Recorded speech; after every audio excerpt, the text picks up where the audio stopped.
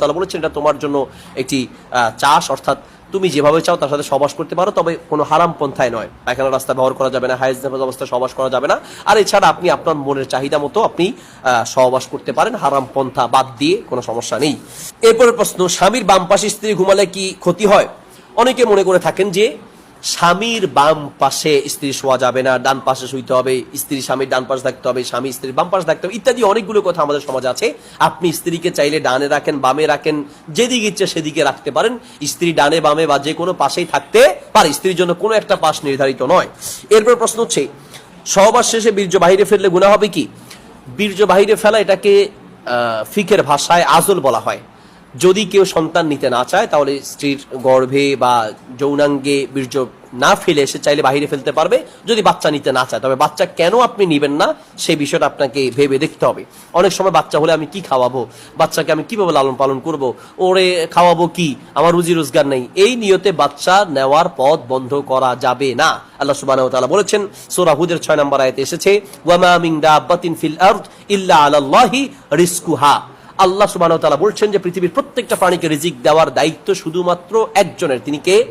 আল্লাহ। আল্লাহর হাতেই শুধুমাত্র রিজিক দেওয়ার দায়িত্ব। সূরা তালাকের 3 নম্বর আয়াতে আল্লাহ সুবহানাহু ওয়া তাআলা বলেছেন, ওয়া ইয়ারযুকুহু মিন হাইসু লা ইয়াহতাসিব। তিনি বান্দা পৃথিবীতে সৃষ্টি করে এমন ভাবে রিজিক দিবেন বান্দা তুমি কল্পনাও করতে পারবে না। আমরা দেখেছি যে আগের তুলনায় মানুষ বেড়েছে, আল্লাহ সুবহানাহু ওয়া তাআলা রিজিক বাড়িয়ে দিয়েছেন, মানুষ বেড়েছে। আল্লাহ, আমরা ছোটবেলায় দেখেছি আমলকি খেয়েছি, এক মুঠে 15-20টা আমলকি ধরতো, এখন এক একটা আমলকি আপেলের মতো বড় বড় পাওয়া যায়। মানুষ বেড়েছে, আল্লাহ রিজিকের সাইজ বাড়িয়ে দিয়েছেন। আমরা বড়ই খেয়েছি, ছোট ছোট বড়ই, এখন এক একটা বড়ই পাওয়া যায় পেয়ারার মতো বড় বড়। মানুষ বেড়েছে, আল্লাহ রিজিকের সাইজ বাড়িয়ে দিয়েছেন।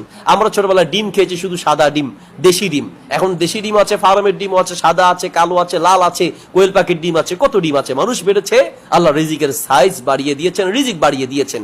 কাজেই সন্তান হলে খাওয়াবো কি, এই আশায় সন্তান নেয়ার পথ বন্ধ করা যাবে না। বাকি সন্তান নিতে গেলে সন্তান অসুস্থ হয়ে যেতে পারে, তার সমস্যা হতে পারে, অথবা স্ত্রীর কোনো সমস্যা হতে পারে, অসুস্থ হয়ে যেতে পারে, মারা যেতে পারে। এইরকম যদি মনে করেন তাহলে সাময়িকের জন্য সন্তান না নেয়ার বৈধতা আছে। স্থায়ীভাবে সন্তান না নেওয়ার পন্থা অবলম্বন করার বৈধতা নেই।